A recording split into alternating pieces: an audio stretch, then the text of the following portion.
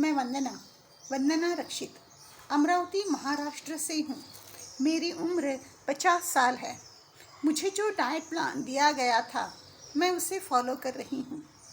मेरे दांतों में दर्द था। मेरे दांतों के बारीक बारीक टुकड़े हुआ करते थे, निकलते थे। अब मेरे दांत अच्छे हैं। मुझे कभी कभी मसल पेन, बदन पेन और पैरों में थकान सी महसूस होती है। अब मेरी तबीयत पहले से काफ़ी बेहतर है। मैं डॉक्टर विश्वरूप रॉय चौधरी जी पर पूरा विश्वास करती हूँ। मैं जानती हूँ मेरी सभी हेल्थ समस्याओं का हल यहीं पर है। इस दरमियान सीमा जी ने भी मेरी अच्छी मदद की है।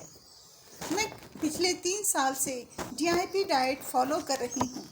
तभी मुझे डॉक्टर विश्वरूप रॉय चौधरी जी और उनकी टीम पर पूरा विश्वास हो गया है। साथ ही मैं ये भी समझ गई हूँ सनलाइट का, अर्थिंग का और हॉट वाटर इमर्शन का अपने जीवन में बहुत ज़्यादा महत्व है।